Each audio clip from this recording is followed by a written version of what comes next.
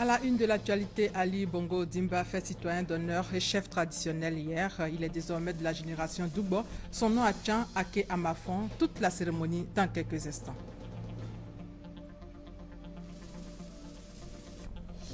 Les conducteurs de poids lourds engagent le combat contre la surcharge. Pour faire passer le message, une campagne de sensibilisation lancée au corridor de Yopougon-Jesco.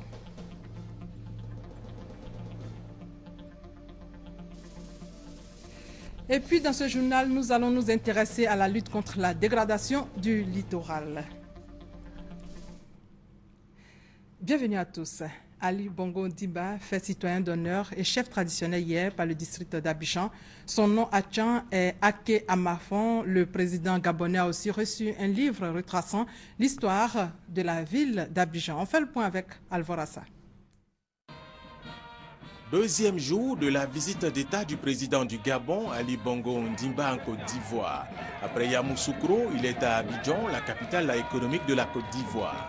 Il a été reçu à l'hôtel de ville d'Abidjan par le gouverneur du district, Robert Begremambé, ses conseillers et les maires des communes du district. Robert Begremambé a rappelé les belles relations qui existent entre la Côte d'Ivoire et le Gabon, à travers les présidents Félix Houphouët-Boigny et Léomba, Félix Houphouët-Boigny et El Hadji Omar Bongo, et aujourd'hui entre les présidents Alassane Ouattara et Ali Bongo Ondimba. Et la coopération que nous envisageons de développer s'articulera autour des thèmes favoris de développement. S'entend développement au plan des activités socio-économiques, développement au plan des activités culturelles, développement au plan des activités de loisirs, développement en vue de rendre nos deux capitales attractives. Il a ensuite remis au président gabonais Ali Bongo Ondimba la clé de la ville d'Abidjan, le diplôme de citoyen d'honneur, des livres qui retracent l'histoire du district et enfin, le président gabonais a été fait chef traditionnel à Tchan avec pour nom Ake Amafon. Le président Ali Bongo Ondimba a son tour apprécié les fortes relations d'amitié et de coopération entre la Côte d'Ivoire et le Gabon. Il entend travailler davantage pour le rapprochement des deux pays et surtout pour le rapprochement des villes d'Abidjan et de Libreville. À travers ce geste, je me sens donc investi de la lourde mission de la conservation des valeurs profondes de mon pays, la Côte d'Ivoire. Ce que vous ne savez pas, mesdames et messieurs, c'est que souvent, mes rencontres avec le président Houphouët-Boigny étaient redoutables parce qu'il faisait partie de ces rares personnes à qui le président Omar Bongo Ondimba demandait de me remettre dans le droit chemin lorsque je m'en éloignais.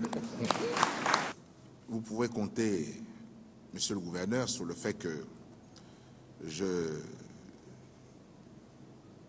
travaillerai dans le sens aussi de plus grand rapprochement entre nos deux capitales. Rappelons pour terminer que la visite d'État du président Ali Bongo Ondimba au chef Ake Amafon en Côte d'Ivoire prend fin ce vendredi. Et justement, le président gabonais quitte la Côte d'Ivoire cet après-midi. Hier, il a été élevé à la dignité de Grand Croix de l'Ordre national ivoirien par son homologue ivoirien Alassane Ouattara. C'était à la faveur d'un dîner offert en son honneur au Palais des Congrès du Sofitel Hôtel d'Ivoire. Ali Djarasouba. Vive la République gabonaise, vive la République de Côte d'Ivoire. Levée de verre des présidents ivoiriens et gabonais pour un toast. Quoi de plus symbolique pour matérialiser la parfaite harmonie des rapports entre Abidjan et Libreville. Au deuxième jour de sa visite officielle en Côte d'Ivoire, un dîner a été offert à Ali Bongo Ondimba au Sofitel Abidjan Hôtel Ivoire ce jeudi. Dîner au cours duquel lui et son homologue ivoirien, Alassane Ouattara, ont salué la cordialité des rapports qui unissent les deux pays. Je me félicite du niveau actuel des échanges commerciaux entre le Gabon et la Côte d'Ivoire qui sont passés en 2013 à plus de 400 milliards de francs CFA, 10 fois plus que par le passé, il y a seulement 5 ans. Je souhaite qu'il s'améliore et se diversifie davantage au regard des énormes potentialités en ressources naturelles, en produits manufacturés et en services dont disposent nos deux pays. Je me félicite de notre totale convergence de vues sur bien des questions d'intérêt commun et de notre volonté de poursuivre nos contacts en vue de former un axe majeur des relations sud-sud. Car plus que jamais, la Côte d'Ivoire a besoin de compter sur des États amis, au premier rang desquels figure naturellement le Gabon. Cette visite officielle est à mon sens l'illustration parfaite de la cordialité et de la profondeur des liens d'amitié et de coopération qui existent si heureusement entre nos deux pays. Monsieur le Président, la visite officielle que j'effectue dans votre beau pays s'inscrit dans la droite ligne de nos illustres prédécesseurs. Elle traduit résolument la manifestation de notre volonté commune de poursuivre la construction d'une coopération que nous souhaitons plus agissante entre la Côte d'Ivoire et le Gabon. Elle atteste en outre de notre volonté de hisser à un niveau supérieur nos relations économiques et commerciales à la hauteur des liens politiques et diplomatiques que nous avons su tisser. Au cours de ce dîner, Ali Bongo a aussi eu l'occasion de découvrir le patrimoine culturel de la Côte d'Ivoire à travers chants et danses du terroir.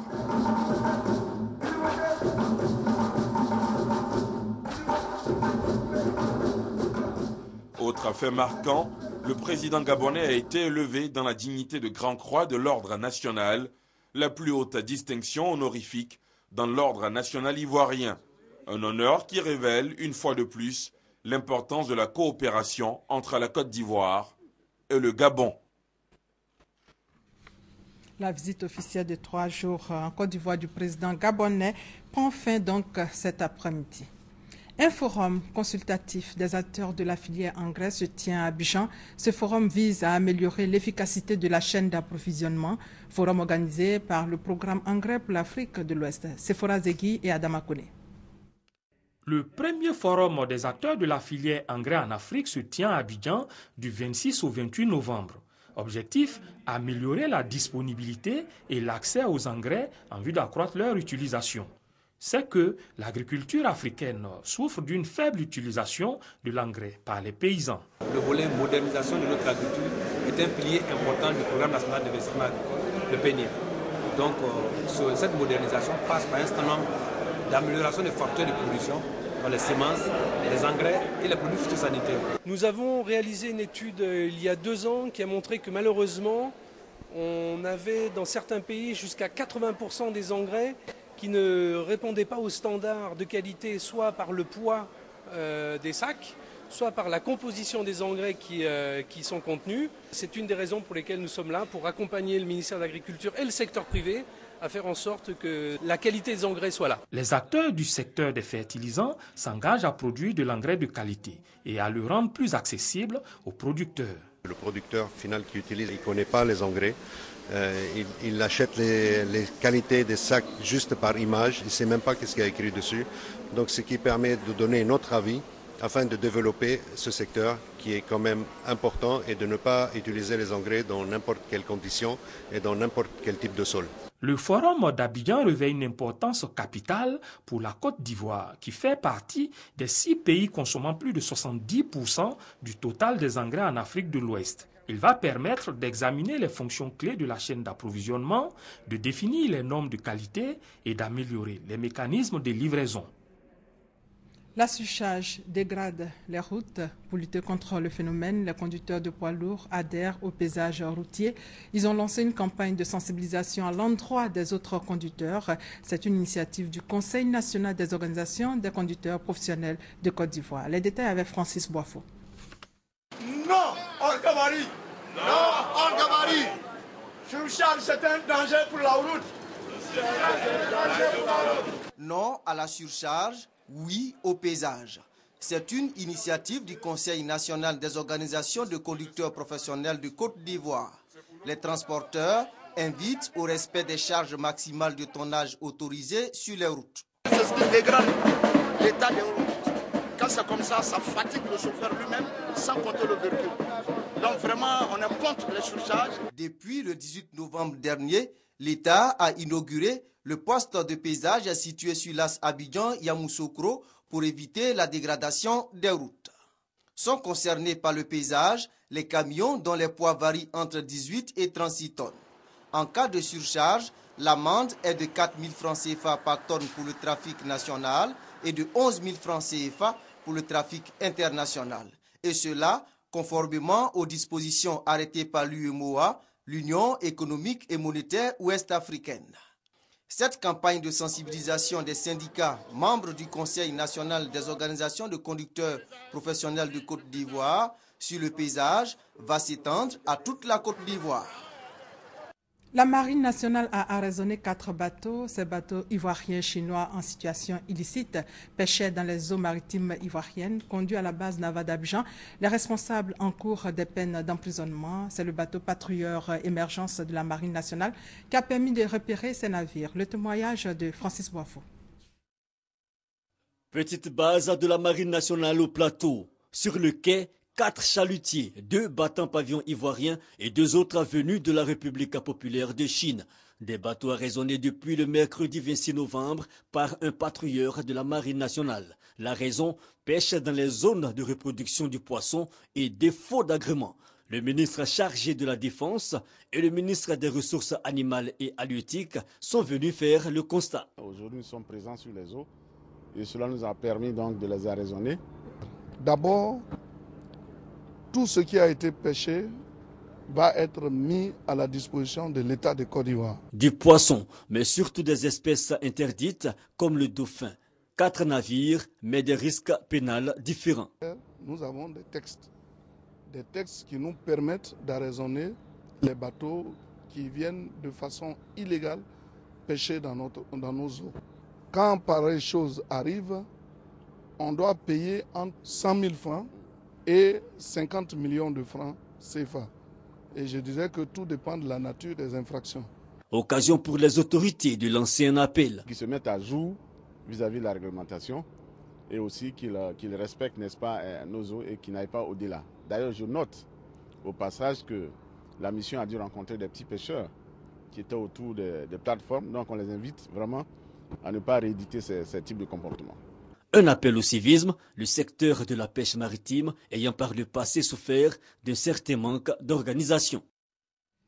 Et c'était là la visite terrain du ministre chargé de la Défense et du ministre des Ressources animales. C'était un élément de Franck Quadio. Et puis la dégradation du littoral, une préoccupation pour le ministère de l'Environnement et du Développement durable pour lutter contre le phénomène et œuvrer pour sa gestion efficace à travers un projet de loi. Un atelier de réflexion se tient à Abidjan. Éric Goré. Les préfets de région, de département, les maires des communes du littoral et les techniciens de l'environnement prennent part à cet atelier de réflexion en vue de valider l'avant-projet de la loi sur la gestion du littoral ivoirien. Ces tests vont contribuer efficacement à la protection du littoral. Le colonel Dibisnian Martin, directeur général du SIAPOL, a invité les participants à s'impliquer pour l'enrichissement du document qui comporte l'avant-projet de loi. Vos contributions sont très attendues pour enrichir et améliorer cet avant-projet de loi. C'est vous qui vivez au quotidien les réalités du littoral. C'est également vous qui êtes en contact avec les populations et connaissez mieux leurs préoccupations. Alla Quadio Remi, ministre de l'Environnement, de la Salubrité urbaine et du Développement durable, le gouvernement ivoirien agit pour la protection du littoral et des populations. Sur l'instruction de M. le Président de la République, un comité interministériel a été créé. Ce comité interministériel a pour mission de proposer et de conduire les études relatives à l'érosion côtière et à la protection du littoral, d'identifier toutes les mesures correctives et préventives dans le cadre d'un plan d'action national de lutte contre l'érosion côtière, de délimiter sur tout le littoral les zones non constructibles et non habitables. Ce projet de loi est un outil juridique pour encadrer les activités et maintenir les équilibres environnementaux. La gestion du parc national de Taï et sa sauvegarde au centre de la rencontre du comité de gestion locale de ce patrimoine mondial. Le comité est allé sur le terrain pour s'imprégner des activités menées. Commentaire, Honorine Ingori. Le comité de gestion locale du parc national de Taï est une émanation du conseil de gestion de l'Office ivoirien des parcs et réserves OIPR. Pour le préfet de la région du Cavali, Messamba Kone, ce comité est un organe consultatif qui donne son avis et formule des suggestions pour une meilleure gestion de ce site. À cette rencontre, le préfet a invité toutes les parties, autorités administratives, politiques et populations des régions riveraines du parc national de Taï à des échanges francs, constructifs et fructueux afin de mieux examiner les sujets soumis à leur analyse. Toute chose qui permettra au comité de proposer des recommandations pour aider à l'atteinte des objectifs fixés aux gestionnaires du parc. C'est ainsi que le commandant Abdoulaye Diarra-Souba a présenté successivement le bilan des activités du 3e trimestre de l'opération de récupération des zones occupées par les cultures et l'état d'avancement de la sécurisation foncière du patrimoine de la direction de la zone sud-ouest. Les participants, quant à eux, ont proposé des stratégies susceptibles de contribuer efficacement à la conservation durable du parc national de Taï. Le comité de gestion locale a encouragé les gestionnaires du parc à poursuivre leurs efforts. La France décaisse 850 millions de francs CFA pour financer 10 projets de recherche en Côte d'Ivoire. Les domaines concernés par ces projets sont la santé, la biotechnologie. Alors, un séminaire de formation a été initié à l'attention des 10 groupes porteurs de projets. Le reportage de Francis Boifo. Les 10 projets de recherche financés par la France dans le cadre du contrat de désendettement et de développement C2D s'élèvent à 850 millions de francs CFA. La réalisation de ces projets devrait améliorer le quotidien des Ivoiriens. L'exemple de la lagune d'Adjien située dans la commune de Benjerville. On vise à terme donc de proposer un procédé de traitement de cette lagune-là afin de pouvoir éventuellement la mettre à la disposition de la population pour pallier donc au problème de l'eau potable à Abidjan. Dans le domaine de la santé, les chercheurs étudient la possibilité de lutter contre le paludisme par les pratiques sociales et la résistance. En fait, il s'agit dans ce projet-là de comprendre les phénomènes de résistance que le parasite et les moustiques, qui sont vecteurs du paludisme, développent aux différents outils qui sont mis à la disposition des populations, comme les moustiquaires imprégnés, comme l'asphyxie intradomiciliaire, comme les médicaments qu'on utilise pour traiter le paludisme.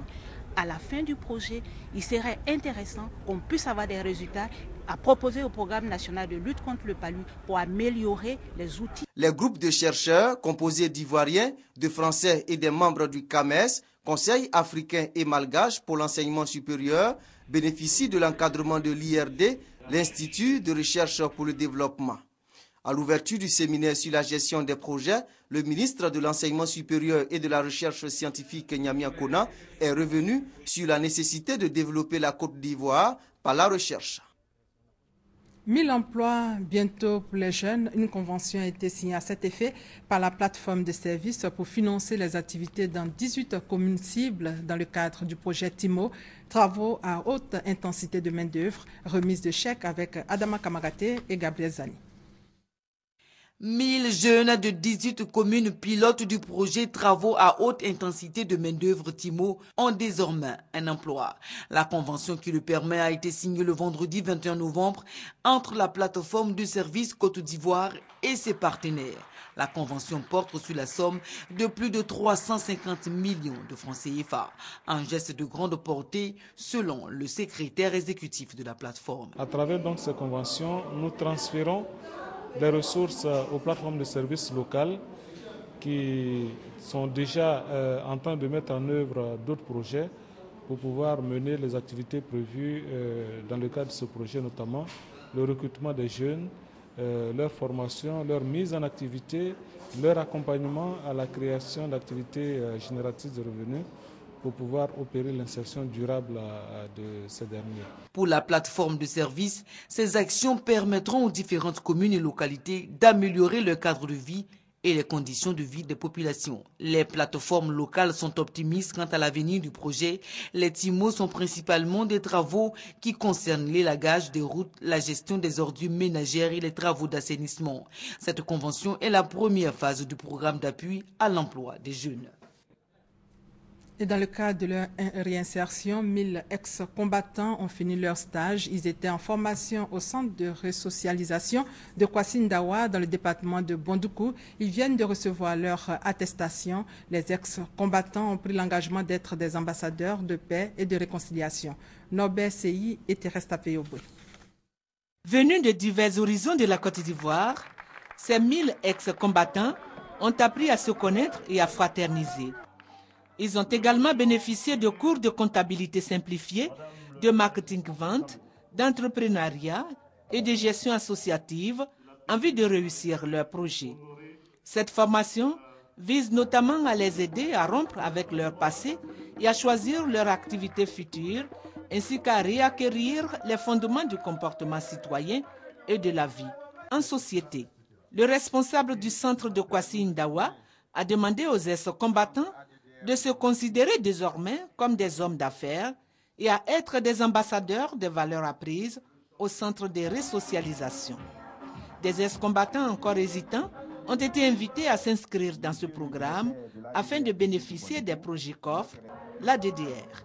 Le chef de bureau régional a affirmé la volonté de sa structure de tout mettre en œuvre pour tenir ses engagements, notamment la réintégration de tous les ex-combattants resocialisés au plus tard le 30 juin 2015. Le préfet de la région du Gontougo a lui encouragé les stagiaires à être des modèles et à être rigoureux dans la gestion de leurs activités. L'autorité pour le désarmement, la démobilisation et la réinsertion dispose de 6 centres de resocialisation en Côte d'Ivoire, dont celui de Kwasi-Ndawa dans le département de Bondoukou. 3 jours durant, Abidjan était la capitale africaine du numérique. Africa Web Festival s'y est tenu du 24 au 26 novembre dernier et c'était précisément à l'espace Latry Event. Le public venu nombreux aura participé à une série d'activités de promotion du numérique, nous dit Christelle Mélan. Africa Web Festival, le premier festival numérique africain, referme les portes de sa première édition.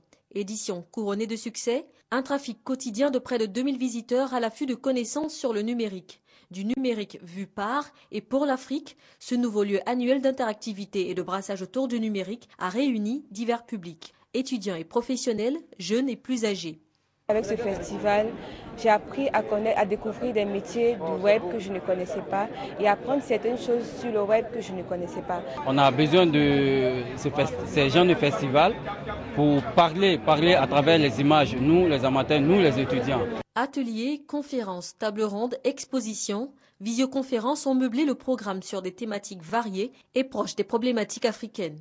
Nous pensons modestement que durant les 3 jours, les questions de l'heure ont été abordées, entre autres, faire du numérique le véhicule approprié de la culture africaine, réduire le fossé entre la ville et la campagne, aller à l'émergence par le biais du numérique.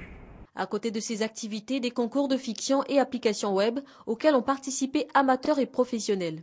Il s'est agi pour les organisateurs de récompenser les 16 meilleurs de ce bouillonnant vivier numérique et audiovisuel africain. Que les autres jeunes voient qu'on peut les accompagner dans ce qu'ils font et qu'il ne faut pas avoir peur. Il faut créer et il faut chercher à être accompagné. Il y a beaucoup d'enjeux autour du numérique. Il y a d'abord la création d'emplois et puis ensuite, quelque chose de capital, c'est que nous devons réfléchir comment on va consommer le numérique. L'Afrique qui s'approprie le numérique et qui entend ne pas rater cette autre grande révolution mondiale, un enjeu de taille dont ont aussi conscience les autorités gouvernementales qui ont soutenu l'événement. Découvrez le virage numérique africain, c'était le thème de cette première édition. Africa Web Festival 2014, fin du décodage, rendez-vous l'année prochaine. Lancement officiel de la 3e édition du Grand Jury de la publicité africaine, une cérémonie de distinction des professionnels de la publicité. L'édition 2015 est prévue pour mars 2015. Le thème est la création publicitaire, levier de croissance économique. Baraki Sabamba et Moussa Konaté. La publicité, elle a pour but d'inciter le public à acheter ou à consommer un produit. Cependant, le secteur est miné par le manque de rigueur, l'existence d'amateurs et de clandestins. C'est pour promouvoir le professionnalisme dans le métier qu'est né le Grand Jury de la publicité africaine, GJPA. Cette plateforme de distinction des professionnels du secteur de la publicité est à sa 3e édition avec pour thème la création publicitaire, levier de croissance économique. Le GJP est constitué de 2 concours. Le concours de la meilleure publicité africaine, c'est le concours que nous faisons habituellement.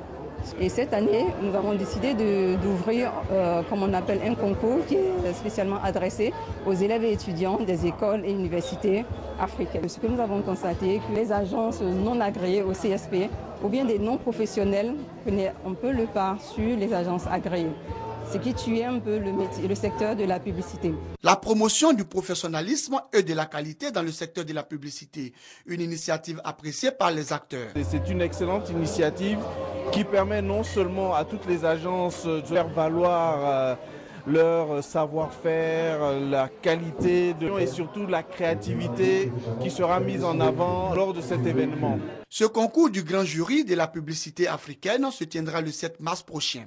Un concours qui vise à consolider et à préserver les acquis du paysage publicitaire africain.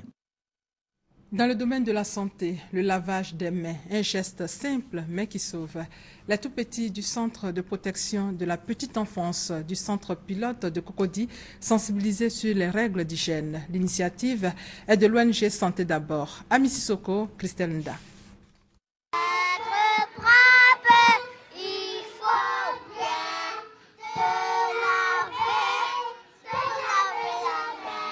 Tout petit est déjà sensibilisé sur les règles d'hygiène. Sketch, poésie, chant, ces enfants du préscolaire apprennent les notions d'hygiène tout en s'amusant.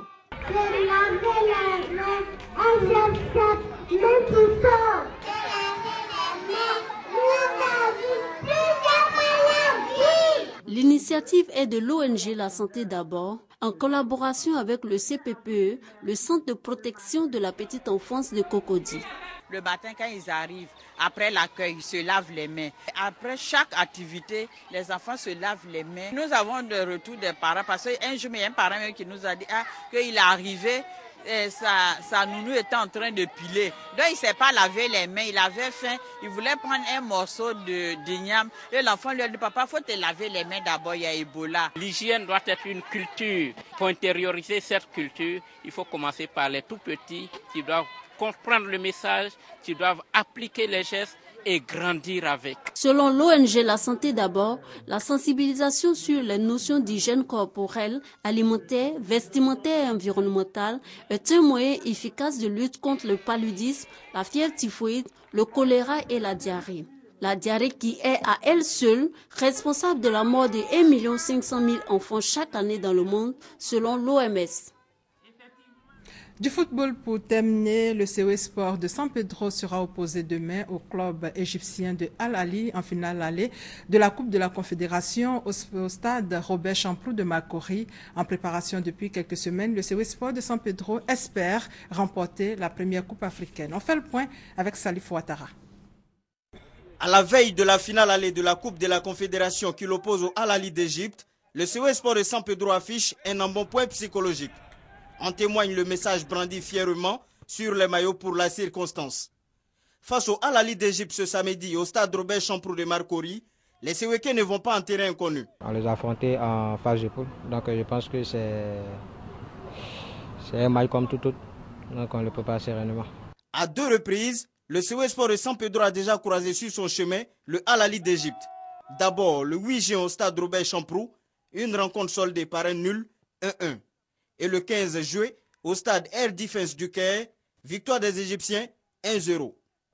En conférence de presse, Rigo Gervais, distingué meilleur entraîneur du championnat ivoirien saison 2014, revient sur le parcours de son club en compétition africaine. Le petit poussé ivoirien qu'aucun autre club ne pensait croiser en finale. D'aucuns avaient dit au départ que cette équipe n'était pas assez forte pour arriver loin. Qu'elle avait eu beaucoup de joueurs qui étaient partis. On a constaté que c'est un grand club. On a pris 4 semaines pour pouvoir faire la préparation de la finale. On a d'abord joué un tournoi à 4 contre le Stella Boisflé et puis Bassam. Déjà champion incontesté de la Ligue 1 ivoirienne depuis 3 saisons, le COE Sport de San Pedro veut ajouter à son palmarès une coupe africaine. Et c'est la fin de ce 13h. Merci de votre fidélité.